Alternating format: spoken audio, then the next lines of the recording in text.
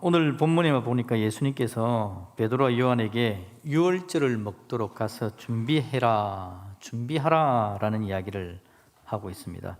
그래서 제자들이 그럼 예수님 어디 가서 준비해야 됩니까? 이런 이야기를 하면서 유월절 최후의 만찬을 함께 나눌 그것들을 준비해라 그렇게 이야기를 해주고 있습니다. 여러분, 준비라는 건 굉장히 중요한 겁니다. 준비한다라는 말은요, 미리 마련하여 갖춘다.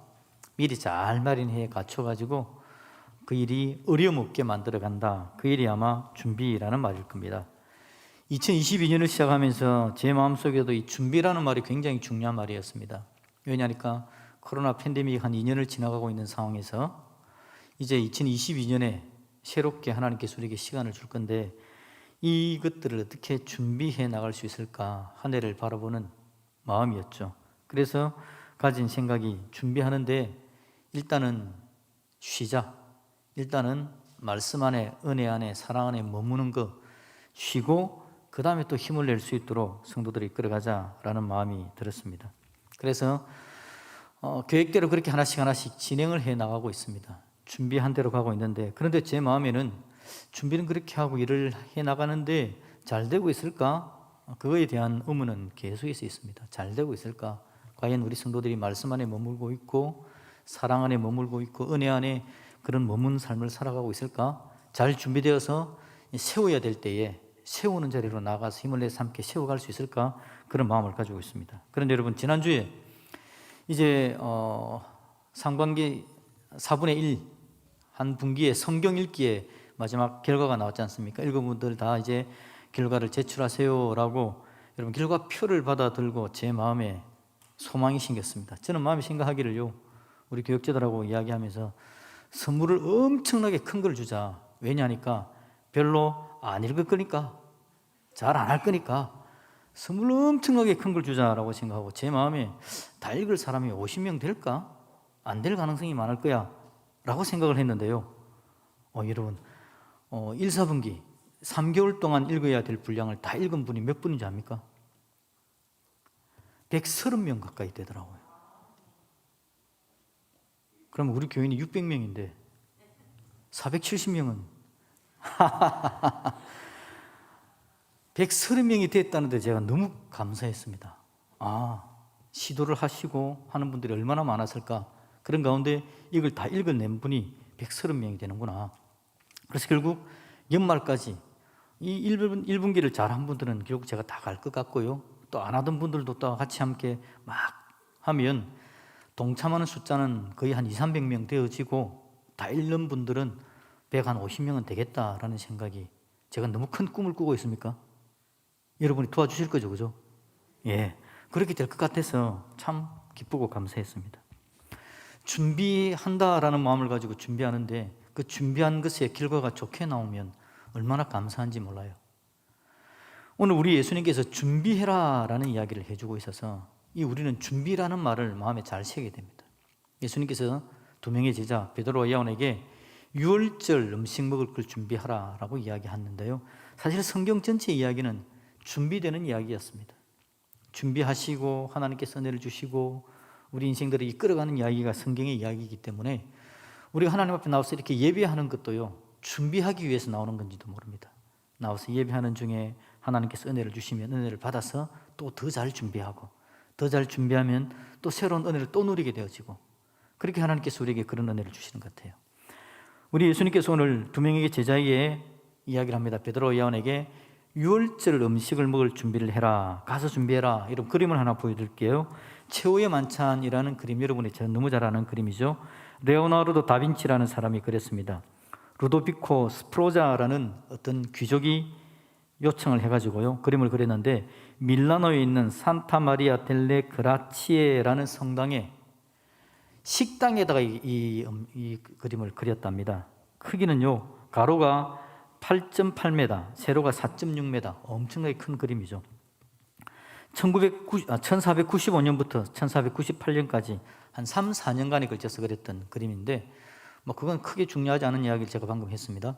내용은 이렇게, 우리가 예수님께서 유월절 만찬을 준비시켰을 때에 화가가 그 당시 여건 환경을 돌아보면서 이렇게 되었을 것이다 라는 화가의 상상력을 동원해서 이 그림을 그린 거죠. 그래서 우리는 이 그림을 보면서 예수님께서 최후의 만찬 때 아마 저렇게 아마 안 했을까라는 생각을 한번 해보는 겁니다. 우리 예수님께서 베드로 요한에게 준비를 시켰습니다. 먼저는 공간이 필요했겠죠. 저 방, 다락방이라고 표현되어 있는데 저 공간을 준비를 했고요. 테이블을 준비하지 않았겠습니까? 12명, 13명이 앉아서 밥을 먹어야 되니까 테이블 준비하고 또 식사시키도 오고 음식도 준비하고 또 제가 보니까 오늘 보면서 보니까 테이블 보도 예쁜 걸 준비했네. 테이블 보도 준비하고 다양한 준비를 하면서 그렇게 나간 겁니다. 아마 베드로 요한이 굉장히 바빴을 것 같아요. 준비해라 그러니까. 그렇게 준비해서 저 최후의 만찬을 하는 겁니다. 이 최후의 만찬이 얼마나 중요한 겁니까? 저기서 우리 예수님께서 뭐라고 이야기하죠? 떡을 주면서 내 피다, 내 살이다 라고 이야기하고 포도주를 주면서 이게 내 피다라고 이야기하면서 예수님의 죽으심에 대해서 십자가 보혈의 그 은혜, 그 의미가 무엇인지를 제대로 설명한 게 이 최후의 만찬이기 때문에 너무 중요한 시간이죠. 저 시간을 준비하도록 준비해라 라고 그렇게 말씀하셨다라는 겁니다. 그리고 베드로 요한이 잘 준비했고요. 저 최후의 만찬을 통해서 우리가 하나님의 은혜가 얼마나 놀라운지, 예수님의 사랑이 얼마나 큰지를 우리가 알게 되는 거죠. 자, 여러분, 그런데 그 다음 그림을 한번 볼까요? 그 다음 그림 보면 이건 여러분 뭐냐니까 원래 유월절입니다. 유월절은 원래 있었던 유월절은 언제 있었던 거죠? 이스라엘 백성들이 애굽에서 종살이 하다가 400년의 종살이를 하다가 이제 나와야 되겠는데 애굽의 왕 바로가 이스라엘 백성들을 놔주지 않는 거죠. 그래서 하나님께서 모세를 통해서 10가지 재앙을 내립니다. 피개, 이파, 악독, 우매, 흑장. 무슨 말이죠? 막 그런 거 있습니다. 하여튼 10가지 재앙을 앞에 잠만 떼놓은 건데 이 10가지 재앙을 막 내립니다. 근데 마지막 재앙이 뭐냐니까 장자를 죽이는 거죠. 장자를 죽이는데 하나님께서 이스라엘 백성들에게 모세를 통해서 이야기하기를 너희들은 어린 양을 준비해라. 그리고 그 어린 양을 잡아서 그 피를 문 인방과 설주에 저렇게 발라놔라. 그러면 하나님의 사자가 애국 나라에 이제 하나님 사자가 쫙 지나가면서 집집마다 처음 난 것은 다 죽이는데 저 문 인방과 설주에 어린 양의 피를 발라놓은 집은 그냥 하나님의 사자가 지나가는 겁니다. 그 지나간다는 말의 의미가 뭐죠? 유월이라는 말의 뜻이 지나간다라는 뜻이고 패스 오브, 지나간다. 그래서 유월절이라는 말은 재앙이 지나간다라는 뜻입니다. 죽어야 되는데 살아난다라는 걸 이야기하는 거죠. 그래서 예수님께서, 하나님께서 저기에도 준비를 시킨 겁니다. 뭘 준비시켰다고요? 어린 양을 준비시켰죠. 어린 양을 준비시키고 그 피를 인방과 설주에 바르도록 그렇게 준비를 시킨 겁니다.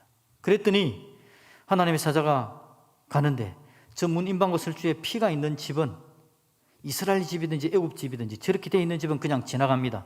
그런데요, 저 문 인방과 설주에 어린 양의 피가 없으면 이스라엘 집이든지 애굽 집이든지 그 집은 다 장자가 죽어 넘어간 겁니다. 대부분의 이스라엘 백성들은 저렇게 했죠. 살아남았습니다. 그런데 여러분, 이 사건 후에 애굽 왕 파라오가 당장 떠나라, 이제 떠나라. 그래서 이스라엘 백성들이 드디어 출애굽하는 겁니다. 노예의 상태에서 해방되는 거죠.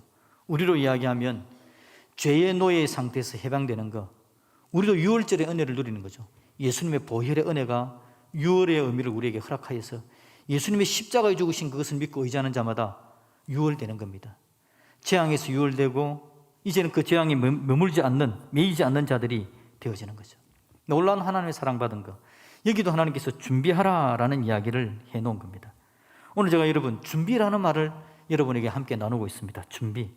우리 예수님께서 이 땅에 오신 것도 여러분 엄청난 준비 가운데 오셨습니다. 예수님께서 갑자기 가자 하고 오신 게 아니라 예수님께서 인생을 구원하기 위해서 준비하셔서 오셨거든요. 창조하셨습니다. 창조하셨는데 죄가 인생 가운데 들어와서 인생이 하나님을 떠나는 겁니다. 하나님을 떠난 인생을 살려내는 이야기가 성경 66권에 구구절절히 적혀져 있죠. 떠난 인생을 살리는데 그 하나님의 계획은 길고도 오랫동안 진행되어졌습니다. 치밀하게 준비되신 거죠. 하나님께서 아브라함을 먼저 불렀죠.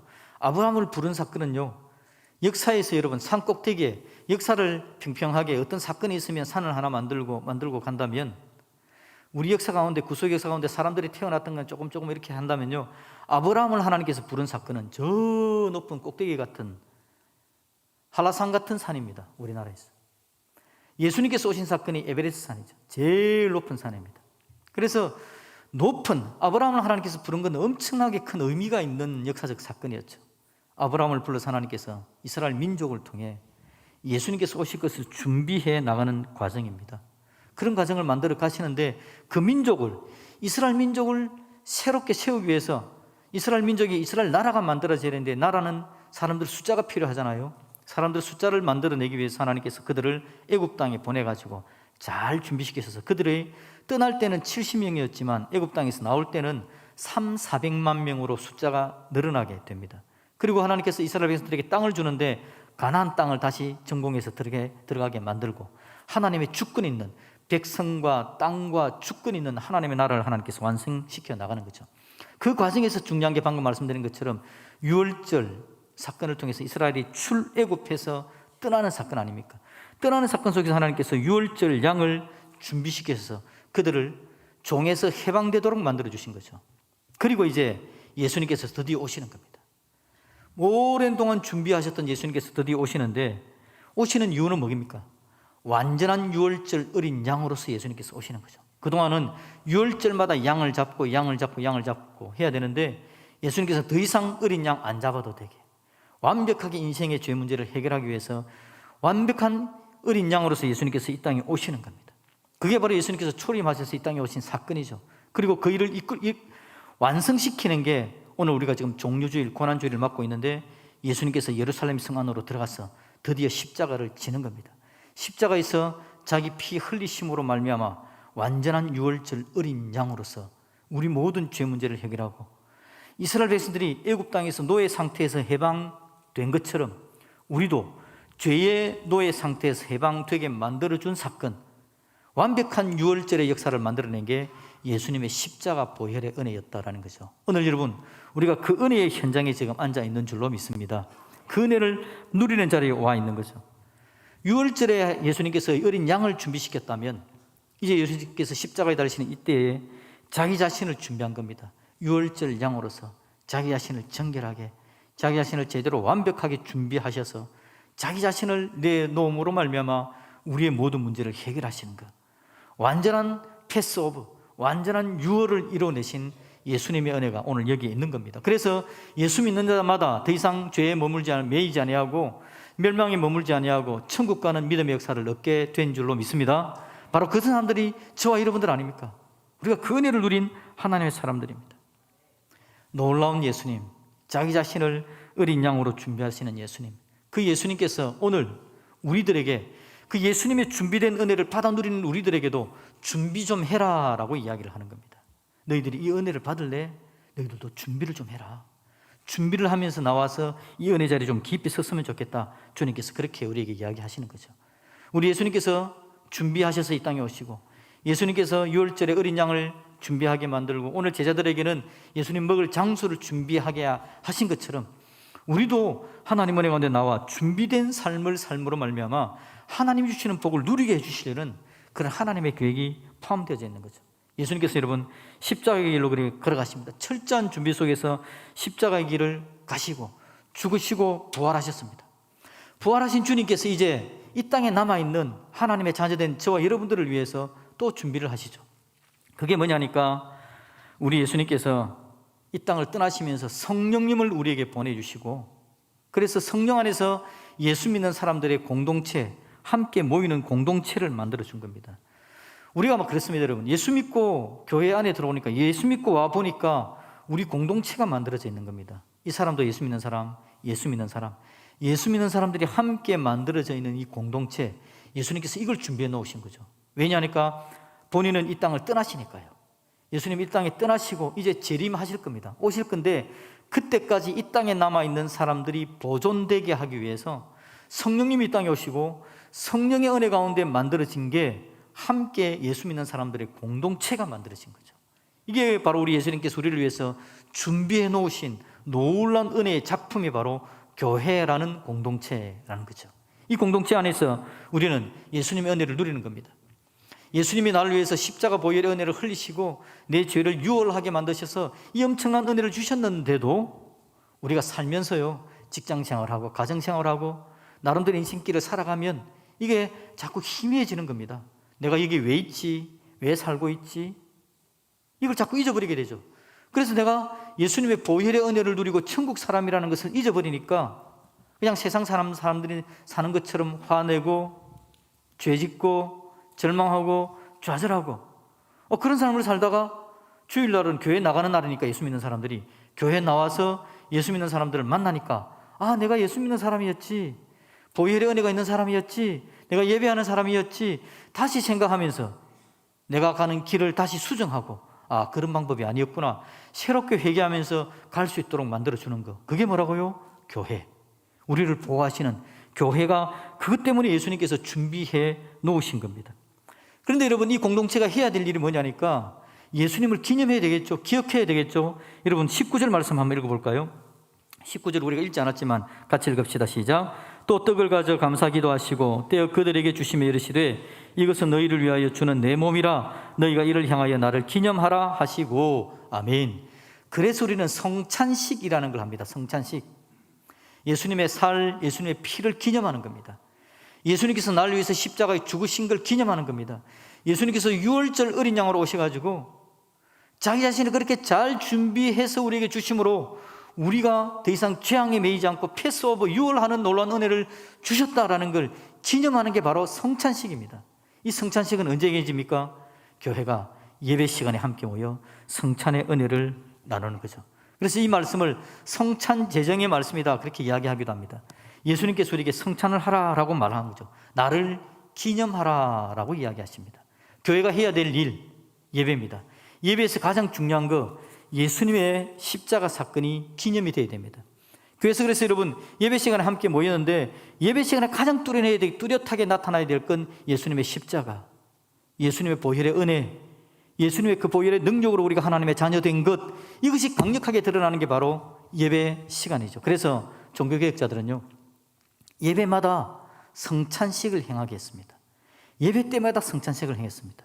요즘도 개혁교회 가운데서요, 매주마다 성찬식을 행하고 옆에 성찬상을 두고 늘 성찬식을 거행하는 교회들이 있습니다. 그래서 우리 교회도 1년에 한 4번 정도 성찬식을 하다가 매달 합시다라고 이야기하면서 올해 그걸 정했는데, 여전히 코로나 때문에 오늘 같은 날 이 종료주일 정사 예배를 때 성찬식으로 예수님의 보혈의 은혜를 나눠야 됨에도 불구하고 지금 못하고 있는 상황이 발생이 되어져 있는 거죠. 여러분, 그래서 우리가 이 놀라운 하나님의 은혜가 있다는 걸 기억하면서 우리 자신을 잘 준비하면서 하나님 앞에 서야 되는 거죠.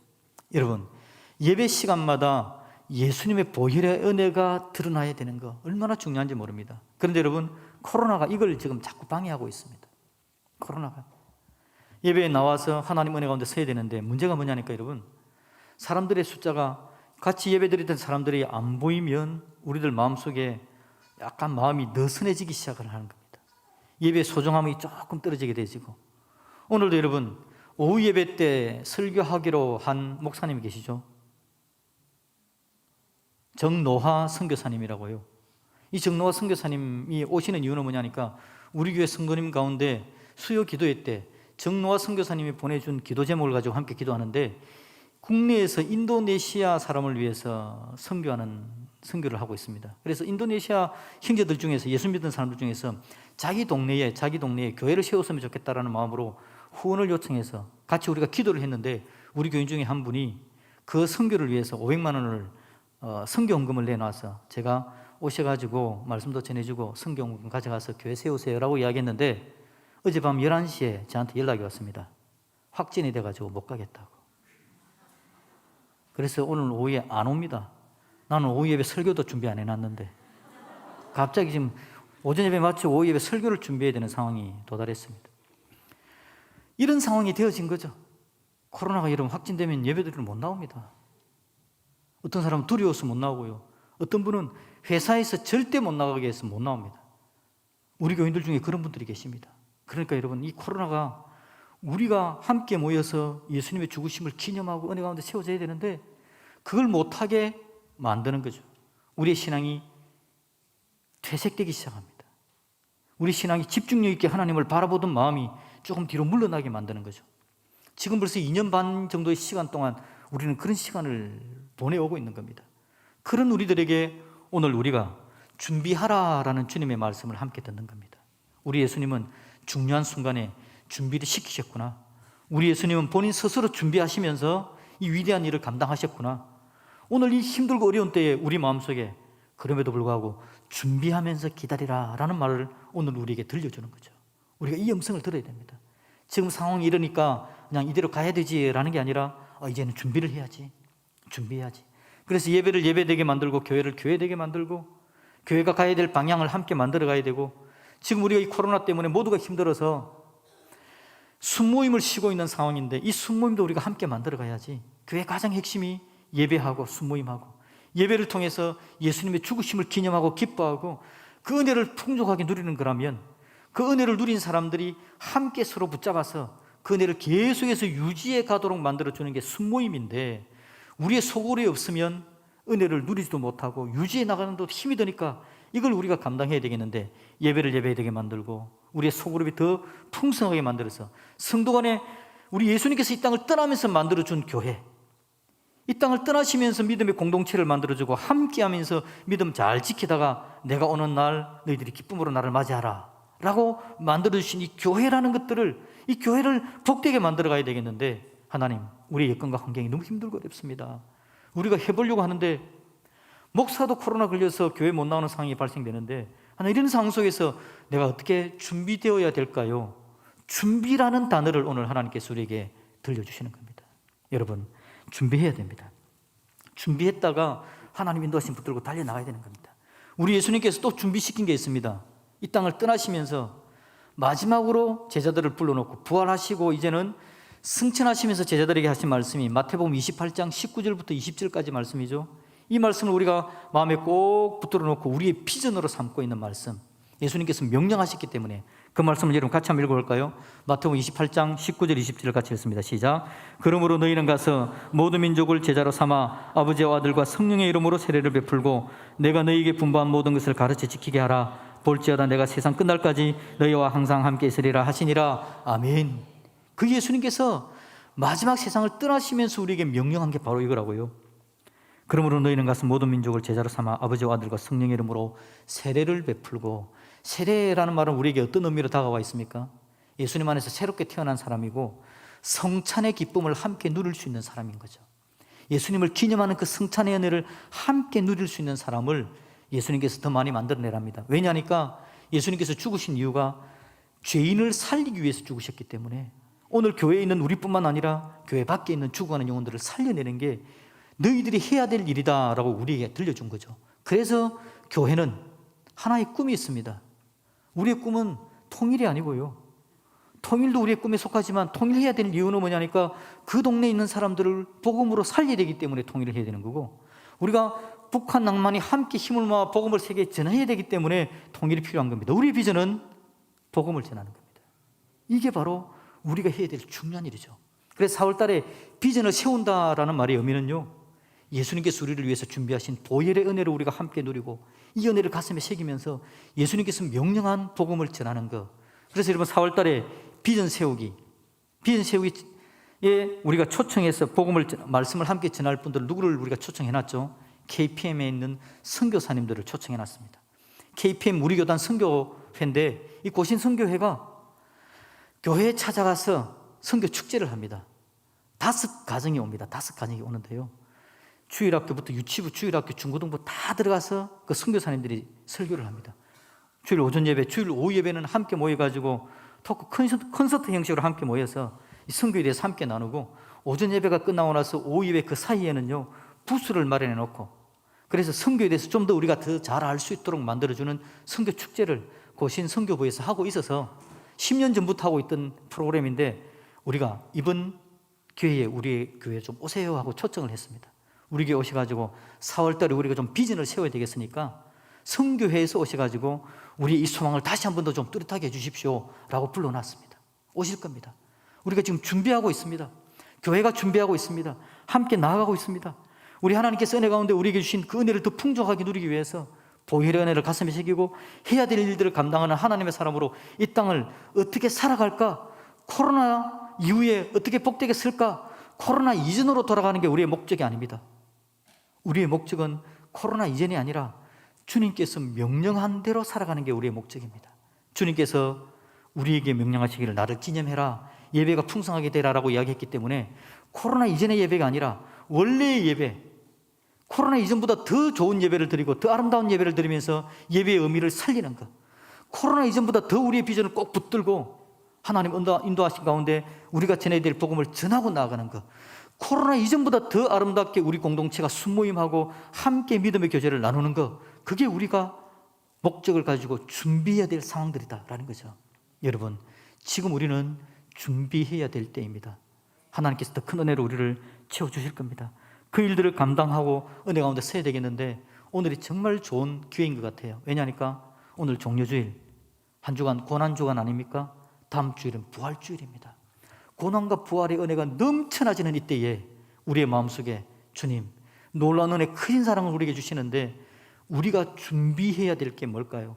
내가 준비해야 될 게 뭘까요? 하나님 은혜를 주셔서 코로나 이전보다 더 아름다운 예배, 코로나 이전보다 더 풍성한 우리의 믿음의 교제, 코로나 이전보다 더 제대로 우리의 비전을 붙들고 달려갈 수 있도록 하나님 도와주십시오.